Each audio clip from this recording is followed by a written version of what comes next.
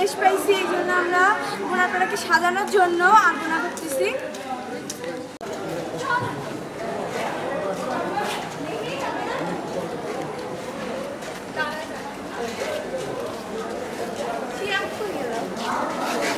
আমরা মূলত হচ্ছে বৈষম্য বিরোধী ছাত্র আন্দোলনের শাখাটা উপজেলার পক্ষ থেকে আমরা যারা সমন্বয়কারী আছি এবং আমরা সবাই মিলে বিভিন্ন জায়গা থেকে ফান্ড কালেক্ট করে আমরা পুরো বাংলাদেশের ন্যায় পুরো বাংলাদেশে আপনি জানেন যে দেওয়াল গ্রাফিতি থেকে শুরু করে পুরো বাংলাদেশকে 5ই আগস্টের পরে আবার নতুন করে রাঙিয়ে দেওয়া হচ্ছে।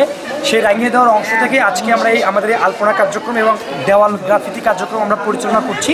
যেহেতু আমরা স্টুডেন্ট মানুষ, আমরা বিভিন্ন জায়গা থেকে ফান্ডটা কালেক্ট করেছি। কালেক্ট করার পর আমরা রঙের মাধ্যমে আমরা হচ্ছে এই পুরো আমাদের বোনাপাড়া স্টেশনটাকে আমরা রাঙিয়ে তুলছি বিভিন্ন আলপনার মাধ্যমে, যেখানে আমাদের অসংখ্য সাধারণ শিক্ষার্থীরা অংশগ্রহণ করেছে। পাশাপাশি বিভিন্ন মানুষ, সাধারণ মানুষও আমাদের এখানে অংশগ্রহণ করেছে। আমরা চাই এই রঙের মাধ্যমে এই রঙের যে একটা নতুন একটি রঙিনের ধারা, এটা ছড়িয়ে যাক পুরো বাংলাদেশব্যাপী।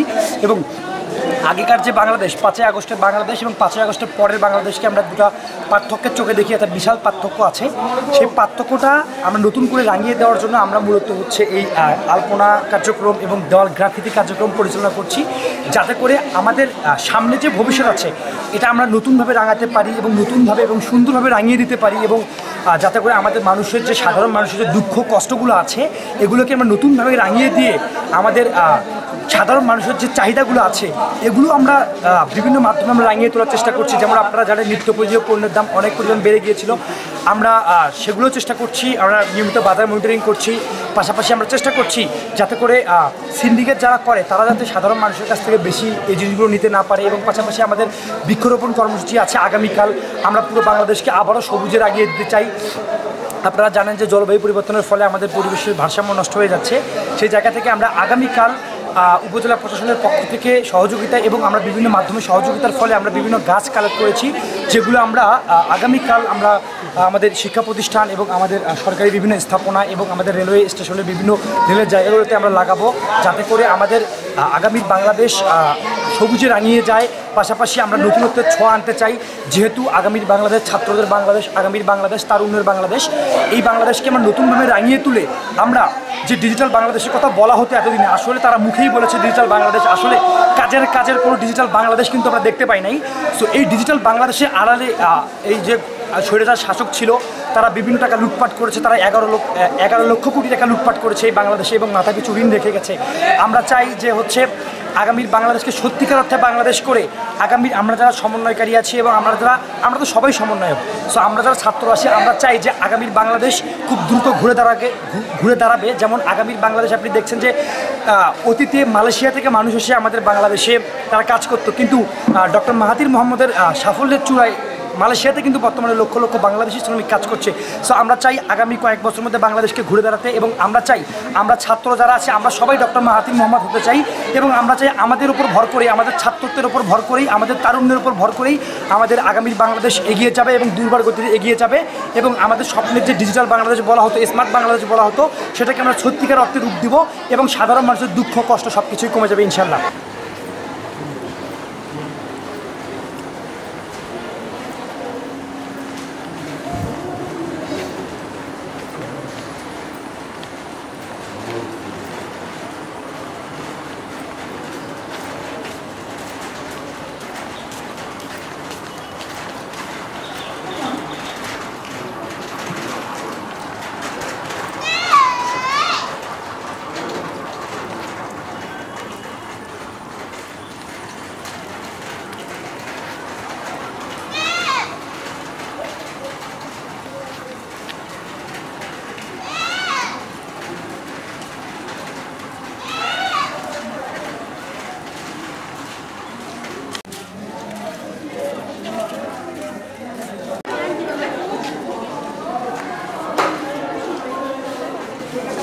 কি ছবি উঠবা না এক জায়গায় হোক সবাই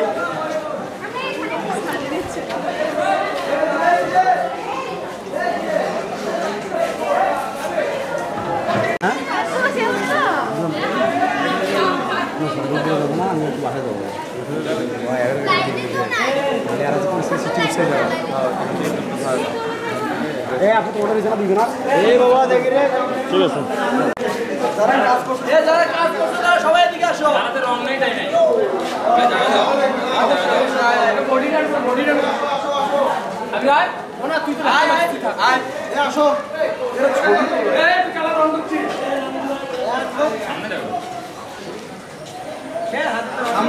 ঠিক আছে ওকে